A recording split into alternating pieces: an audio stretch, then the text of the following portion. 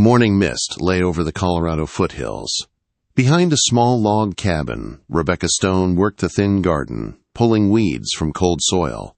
Her faded brown dress hung loose, and a worn ribbon held her auburn hair in a simple braid. At 23, she was young, but worry already lived in her deep green eyes. Inside, her father's rough cough shook the weak walls. Years of chasing gold dust had ruined his lungs and never paid their debts. Letters from Denver sat in a tin box by his bed, full of dates and threats Rebecca understood too well. Her younger brother and sister still ran barefoot through the rocks, laughing like nothing bad could ever happen. That night the wind pushed at the shutters. Rebecca sat by the low fire, mending a torn shirt, while her father stared into the flames. After a long silence, he told her he could not work the claim much longer. His breath was short. The bank would not wait. He said she would need to marry a man who could provide, someone strong and steady enough to carry the family through the winter. His voice shook with shame, but he did not take the words back. Rebecca kept her hands moving so he would not see them tremble. She did not want to be traded because of debt. She wanted love, or at least choice. Yet when she heard his breath catch and saw fear in his eyes, she could not bring herself to argue. When her family slept, she sat alone at the rough table with a stub of candle. A borrowed book lay open before her, full of stories about distant cities and iron railroads. For a little while the words made the cabin feel wider. She imagined a life where she was more than a miner's daughter at the end of a dirt road. A firm knock broke the quiet. It was not timid. It came steady, as if the person outside knew why he stood there. Her father picked up the old rifle and opened the door. A man stood on the porch with frost in his dark beard and moonlight on his shoulders. He was tall and broad, wrapped in a worn leather coat and canvas trousers. Calm blue eyes looked past the rifle into the room. He stepped inside when her father moved back and took off his hat. He said his name was Caleb Walker, a mountain man who held land higher up in the range. Word of their trouble had reached him. He was not rich in gold, he said, but he had steady work, strong hands, and a place of his own. If Rebecca chose to be his wife, he would settle the worst of the debts in Denver and send enough food and wood to keep her family through the winter. He spoke plain and slow, without charm or fine promises. The cabin went quiet. Her brother and sister watched from the ladder with wide eyes. Her father's cough bent him double, and he had to lean against the table. When he asked Caleb what he really wanted, Caleb answered just as steady. He needed a partner, not a doll, a woman who knew how to work and would stand beside him when storms came. He said he had watched Rebecca in town, hauling sacks and arguing for fair prices, keeping her family together when everything pushed against them. He believed she was stronger than this valley would ever admit. Then he added that he would not drag her away. The choice would be hers alone. With that, he set his hat back on his head and stepped out into the night. For the next few days, Pine Ridge buzzed. After church, women whispered about the poor girl the mountain man wanted to marry. Men at the trading post watched Caleb with narrow eyes and muttered that no one rode out of the high country with an offer like that unless he was hiding something. Rebecca heard it all as she bought flour and salt and counted every coin twice. Caleb came by at dusk and sat on the porch rail while the sky turned deep blue. He did not push her for an answer. Instead, he talked about the high country, about deep snow, clear water, and quiet valleys no one from town ever saw. He spoke of railroads cutting across the land, and big companies hunting for untouched timber. And in a low voice, he said the world was changing fast, and a person could either let it crush them or learn to ride with it. If this story is touching your heart already, let me know in the comments where you are watching from and if you have ever gone through something similar. Also tell me what you would like me to improve in future stories. 2 days later, the creditors from Denver arrived. They rode clean horses and wore neat coats. They spoke to her father in flat, hard voices, named the amount he owed, and talked about taking the claim, the cabin, and even the mule if payment did not come soon. When they rode off, Dust settled over the yard, and her father dropped into his chair like a man whose legs could no longer hold him. That night, he told Rebecca that Caleb's offer might be the only way to keep the family together. Without help, the bank would take everything, and the children would likely be split up or sent to the poorhouse. He said he was sorry that his failures had fallen on her shoulders. His eyes shone in the firelight, and his hands shook as he tried to hide how afraid he was. Later, she climbed to the loft and stood before the cracked bit of mirror nailed to the wall. A tired young woman looked back at her, jaw tight, eyes shadowed from too many late nights. She was no longer a girl who could wait for life to be kind. She lay awake listening to the wind claw at the roof and the sound of her father's labored breathing below, and every path she imagined circled back to the same hard truth. At dawn, the peaks turned pale gold under a thin, cold sky. When she stepped onto the porch, Caleb was already there beside a small wagon stacked with sacks and crates. 2 strong horses stamped and blew steam into the chill air. Her brother and sister huddled in the doorway. Her father leaned against the frame, his shoulders bowed, his eyes fixed on her face. Rebecca's heart pulled in 2 directions. Fear and duty tugged her back toward the doorway, while a thin, bright line of hope tugged her toward the wagon and the unknown.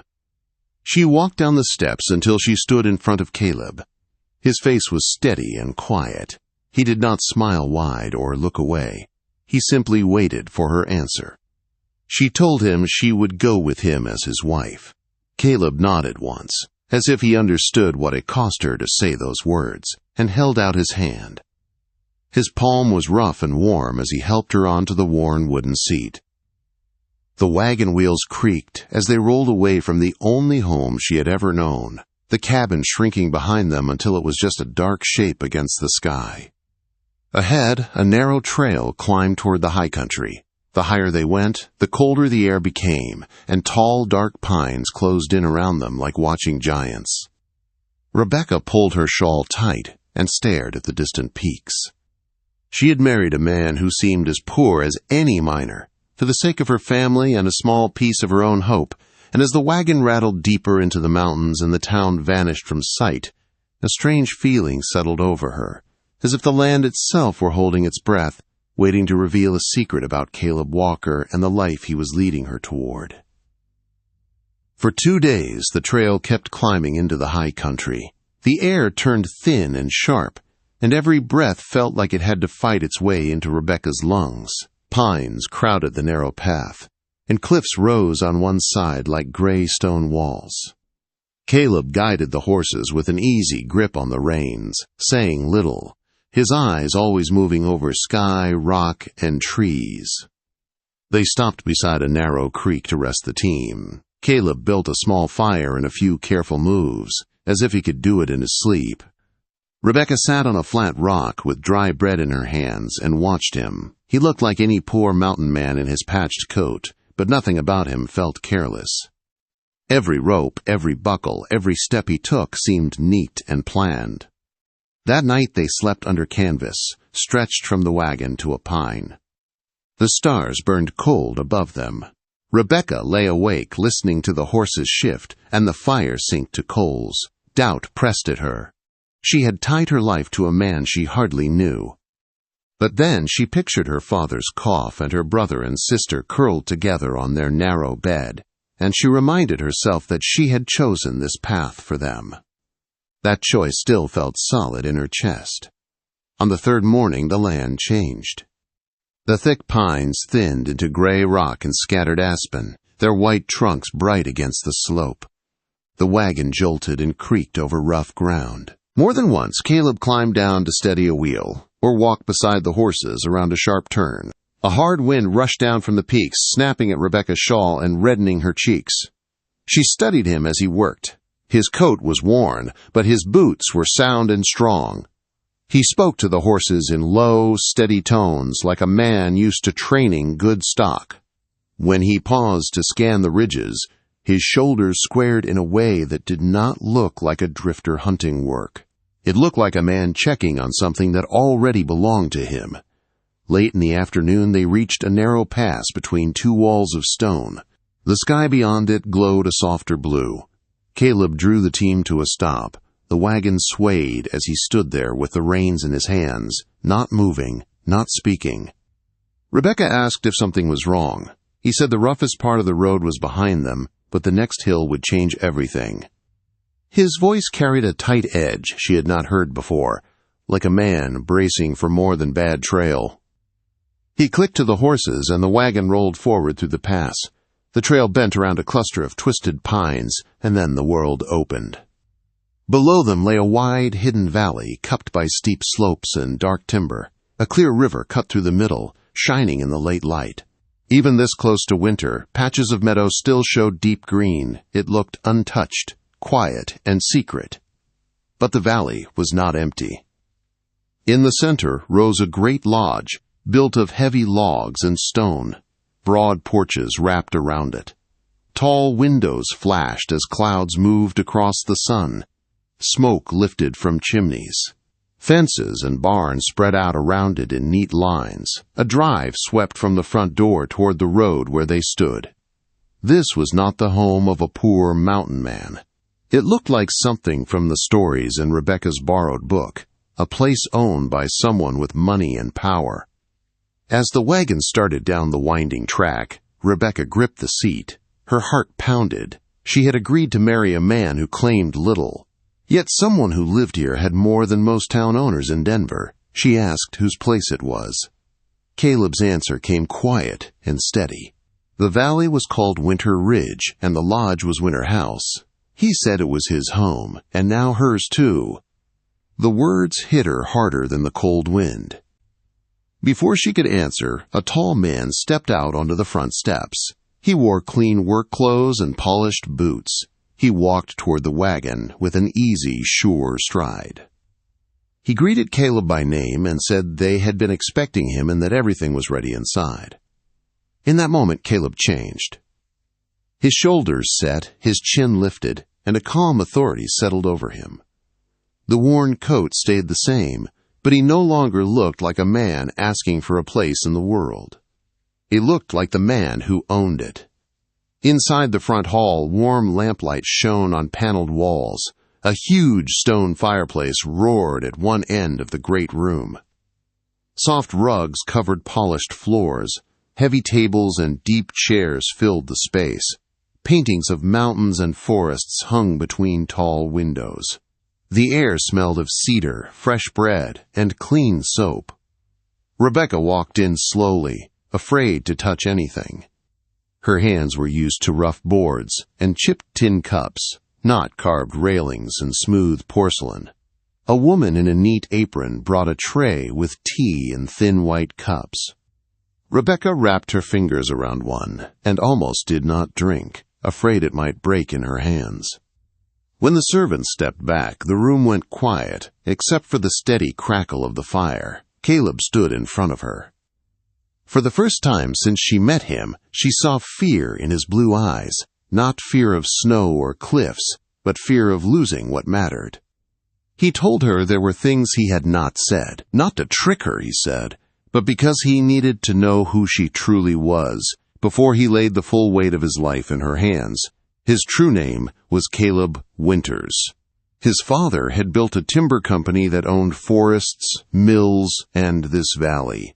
When his father died, the business and Winter House passed to him. In Denver, people saw only his money and land. They flattered and schemed. Some tried to tie him to their daughters with soft words and hollow hearts. He had grown tired of feeling like a prize instead of a man, so he had gone into the high country in rough clothes, looking for someone who could see past his fortune. Rebecca listened in silence. Heat rose in her cheeks. She had married him for duty, and because she sensed a steadiness in him. Now she learned that steadiness carried more power than she ever guessed. She did not know whether to feel grateful that her hard choice led here, or angry that he had hidden so much. She asked why he chose her out of all the women he could have had. Caleb said he had watched how she fought for fair weight at the trading post, how she shielded her brother and sister from harsh words, how she met every hardship with a straight back. He said he needed a wife who would stand beside him when others tried to carve up his land and steer his life. Then he told her he would keep his promise either way. If, now that she knew the truth, she chose not to stay, he would still settle her father's debts and make sure the cabin and claim stayed in her family. Rebecca turned toward the fire and watched the flames move over the logs. She thought of her father's cough, her brother and sister's thin arms, the little garden in rocky soil. She thought of this valley, strong and quiet, and the man waiting behind her without his mask. Her heart hurt, but beneath the hurt she felt the same stubborn strength that had carried her through every hard year. She faced him and said she did not need a rich man, but she did need an honest one. Now that the truth was in the open, she would stay. Together they would face whatever storms came to Winter Ridge, whether from the wild peaks or from the fine streets of Denver. The first days at Winter House passed in a blur. Rebecca learned the paths of the Great Lodge, the soft creak of its stairways, and the way the valley held quiet like a blessing. Servants watched her with careful curiosity, unsure whether to treat her as guest or mistress. Caleb kept his word. He walked the land with her, showing her the mill road, the bunkhouses, the barns, the small school he had begun for workers, children. He listened when she asked questions about wages and housing. When she pointed out a drafty wall or a weak roof, he did not brush her aside. He wrote notes and told the foreman to see to it. For a moment she began to believe that this strange new life might find a steady shape.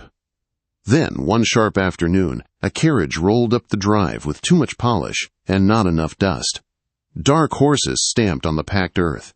A woman stepped out, wrapped in a deep blue traveling cloak, her hair pinned neat as a pin, her gray eyes cold and sharp. Caleb went stiff beside Rebecca. He greeted the woman as his aunt, Catherine Winters. With her came two men in fine city suits. Their boots were clean, their collars stiff, and they wore the look of men who measured the world in profit and loss. Inside, the great room filled with voices that did not belong to the valley. Catherine looked Rebecca over from head to toe, not rude, but not kind either. She called her a surprise. She asked if Caleb had truly married without consulting the board. The word board hung in the air like a storm cloud. One of the suited men explained in slick, careful tones that the Winters Timber Company was on the edge of something big. There were offers on the table, contracts for development, plans that could triple their wealth if they cleared more forest, opened more roads, and partnered with powerful investors from back east. Catherine pressed each word like a weight. For such things, she said, Caleb must present a proper image. A solid, respectable marriage to a woman suited for Denver drawing rooms. Someone from a known family with polished manners, not a mountain girl with dirt still under her nails. Rebecca felt the sting of those words, but she kept her chin lifted. Caleb stepped closer to her and said she was his wife and his choice. Catherine's smile did not reach her eyes. She simply said that choices had consequences, and the board would not risk the company's future for a marriage made in the backwoods. That night, Rebecca lay awake in a room that felt far too grand for sleep. The mattress was soft, the blankets thick, yet her stomach felt tight. Through the window, she could see the valley washed in silver light, peaceful and still. But inside these walls, something sharp and ugly was forming. In the morning, she went looking for Caleb and heard raised voices behind a half-open door. Catherine's tone cut through the hall. She called Rebecca unsuitable, untrained, a burden that would drag Caleb down in Denver society. She warned that investors would walk away if he clung to a woman with no name and no money. Caleb's voice came back rough with anger. He said he would not trade his wife for contracts, that he was not a piece on a board to be moved for someone else's gain. Catherine answered that he was being naive. She said sentiment made men weak, and weakness ruined empires. Rebecca could have slipped away, but something inside her refused to hide. She stepped into the doorway and announced herself. Both of them turned. Startled, her hands shook, but her voice stayed steady as she said that if they were going to weigh her like a bolt of cloth, she had the right to stand on the scale. Catherine's brows rose in thin surprise. She said this was business, that if Rebecca truly cared for Caleb, she would step aside and let him secure the company's future. Rebecca looked her straight in the eye and said that what Caleb needed was not a perfect hostess, but someone who would stand beside him when others tried to tear his home apart.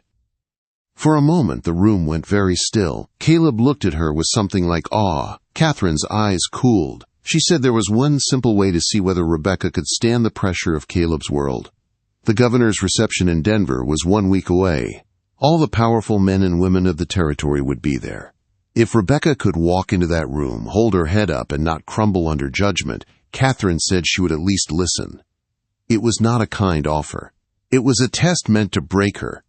After Catherine left, the anger in Caleb's face softened into worry. He told Rebecca she did not have to accept, that he would fight his aunt and the board without dragging her into Denver's games. Rebecca looked down at her work-rough hands, then out the window toward the mountains. She said the fight had already come to her. Catherine had already dragged her name through every parlor and meeting room she could reach. Running would not change that. Better to walk into the light and let them see her clearly than hide in shadows while they tore her apart in whispers. If there was going to be a battle for their marriage and for this valley, she wanted to stand in it, not watch from the edge. Caleb saw there was no shifting her. He promised that whatever waited in Denver, they would face it together. They spent the next days preparing. A seamstress from town came up to the lodge and worked long hours in Rebecca's room, cutting and stitching a gown that felt like a bridge between worlds. Forest green silk for the color of the pines, simple lines that still allowed her to move and breathe. Servants coached her on the basics of formal dining and dance steps. She practiced walking in new shoes on the long hall, learning how to glide without tripping on the hem.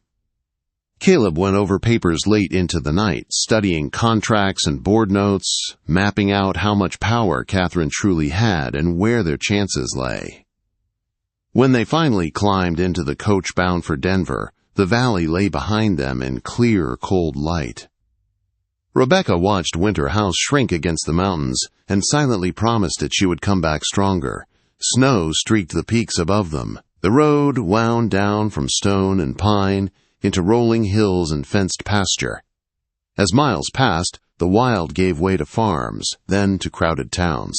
Smoke from chimneys thickened the air.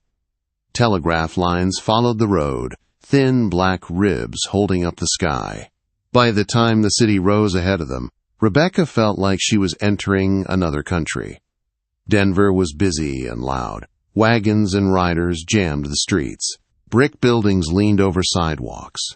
People flowed around them in coats and hats of every cut. The coach pulled up in front of a grand hotel with tall windows and a carved stone arch. Gaslights burned even in daylight, casting a rich glow over the doors. Inside, the smell of perfume and polished wood wrapped around her. Men in sharp suits talked in low, serious tones. Women moved in bright silk, their voices light and quick. For a heartbeat, Rebecca felt small. A mountain girl dropped into a world that did not want her. Then Caleb's hand closed around hers.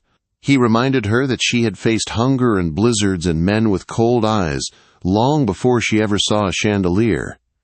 These people had never heard a wolf cry across open snow. They had never stood between a storm and the ones they loved. She had nothing to fear from them that she had not already faced in harder form. Later, as evening fell, they stood outside the ballroom doors. Music drifted through the crack as servants moved in and out, carrying trays that glittered with glass. A man waited to announce their names to the crowd. Catherine was already inside, turning heads, no doubt planting stories with every smile. Rebecca drew a full breath and lifted her chin. On the other side of those doors waited judges, enemies, and maybe unexpected allies. The fate of her marriage and the future of Winter Ridge would be shaped by what happened in that bright room. With Caleb at her side and mountains in her heart, she gave a small nod to the doorman and stepped forward into the light. Soft music drifted through the Denver ballroom as the tall doors opened. Light from the chandeliers spilled over polished floors and bright silk gowns. A man at the entrance called Caleb's name, and Winter's timbre rolled across the room like a drumbeat. Heads turned toward the man in a plain black coat, and the young woman beside him in a green dress the color of pine after rain. For a heartbeat, Rebecca wanted to turn around. The air smelled of perfume and roasted meat. Diamonds and gold flashed in every direction. No one here knew about thin gardens, cracked dishes, or mountain wind that cut through every coat. They knew ledgers and railroads and power. Her heart pounded, but she lifted her chin and stepped forward on Caleb's arm. Men in fitted dark suits moved toward Caleb at once.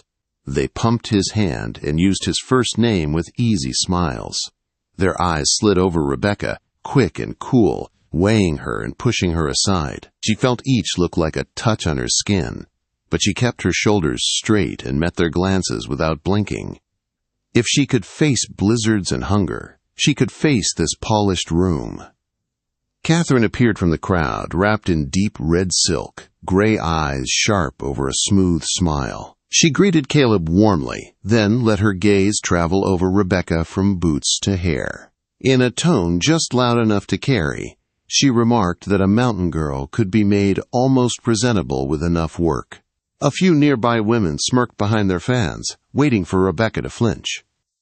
Rebecca thanked her for sending the dressmaker and said she cared more about strong cloth and straight seams than fancy city ruffles. The words were simple, but they did not bend. One or two of the men hid quick smiles. A thin line appeared at the corner of Catherine's mouth. The blow she had planned had not landed where she hoped. Catherine brought forward a tall man with silver at his temples and polished manners. He was a major investor in a company that wanted deep cutting rights in the winter's forests. He praised progress and jobs and spoke of fortunes to be made in the high country. Then he turned to Rebecca with a pleasant look that never reached his eyes and asked if someone from a tiny settlement could really understand such plans. Rebecca thought of hills stripped bare, brown water, and cabins taken by slides. In a steady voice, she said she understood what happened when too many trees came down too fast. She talked about springs that turned muddy, roads that washed away, and families who paid the price when storms hit cut land. She did not raise her voice. She simply laid down what she had seen with her own eyes. The small circle around them went quiet. The investor's smile thinned. Into that silence stepped another voice, warm and sure. The governor had come close enough to listen. He greeted Caleb, then took Rebecca's hand with respect. He said the territory needed people who knew the high country the way she did, and asked her to keep talking. They spoke for several minutes while listeners drew closer. Rebecca talked about fair wages, safer camps, and cutting timber in a way that left strong forests standing for the next generation. The governor listened and agreed more than once. The feel of the room shifted slightly toward her. Men who had ignored her now watched with careful interest. Catherine stood at the edge of the circle, eyes cold and hard. She slipped away to a knot of serious faces near the wall. When she returned, an older judge walked beside her, carrying a worn leather folder. Catherine's smile looked bright and sharp. She announced that the judge had reviewed Winter's family documents and found a serious concern about Caleb's recent marriage that the board could not ignore. The judge opened the folder and explained that Caleb's inheritance came with strict terms. Any marriage that might threaten the company's stability could be challenged. Certain approvals, he said, had not been filed. In his view, the union did not fully meet the will's conditions. Nearby guests fell silent, hungry for scandal and ready to watch Rebecca fall. The words hit Rebecca like cold water, but they did not knock her down. She asked if she could see the paper. The judge, surprised, handed it to her. She read each line slowly, as she had once read claim notices by lantern light. Her finger followed the cramped writing until she found what she needed. The clause did not only speak about risk.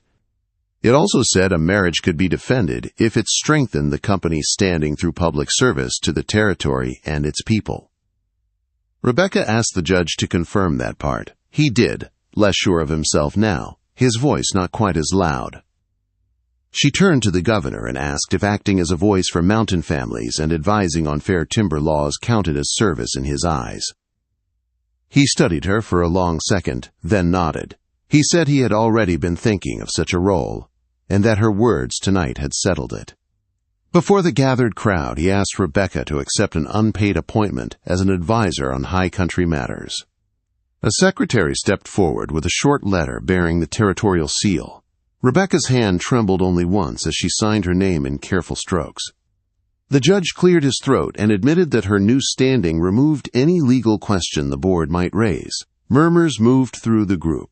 Catherine's face went pale, then stiff. The blade she had sharpened had turned in her hand. Caleb stepped to Rebecca's side, thanked the officials with measured words, and told his aunt in a low, steady tone that his marriage was no longer hers to touch. Catherine's lips pressed into a thin line. For a moment she looked like she might argue, but there was nothing she could say that would not make her look small in front of the governor and the judge and half the powerful men in the territory. At last she turned and walked back into the crowd alone, the bright silk of her dress moving like a retreating banner. Later, on the hotel balcony, the city lights below them looked like scattered embers. The air was cold and clean. Rebecca felt the strain of the night and the solid weight of what they had won. Caleb stood beside her and said he had thought he was bringing her into his world, but tonight he had watched her stand in front of it and not bend. She admitted she had been afraid every moment and had done it anyway because some things were worth fear. They rode home to Winter Ridge a few days later. When the hidden valley opened beneath them and Winter House came into view, it looked the same, yet different. It was no longer just Caleb's secret refuge. It was their shared work. Changes came one by one. Workers, cabins were rebuilt stronger. A small schoolhouse opened near the mill road. A trail medic was hired so winter sickness and injury did not turn to tragedy. At board meetings, Caleb fought for better practices. When officials rode up from the city to inspect the operation, Rebecca met them on the porch and walked them through the timber herself. Trees still fell, but new ones were planted. Crews learned to leave strong stands on the slopes instead of bare scars. The company kept making money, but did it on land that could still breathe. Catherine never again tried to undo the marriage. Time and distance wore at her plans. Stories drifted up that some of her city schemes had failed. At Winter Ridge, life moved on without her. Children's laughter began to fill the halls. The great room fire burned warm on winter nights, while Caleb and Rebecca sat side by side, planning the next season instead of fearing the next storm. Sometimes, when wind rushed through the pines, Rebecca stood on the wide front porch and listened. She remembered the thin garden behind her father's failing cabin, the rough wagon on the narrow trail, the first stunned sight of Winter House in the hidden valley, and the bright ballroom where people tried to measure her worth, and she refused to hand them the scale. She had married a man she believed was a poor mountain drifter and found a partner who carried a hidden kingdom in the wild. He had chosen her not as a rescue, but as an equal.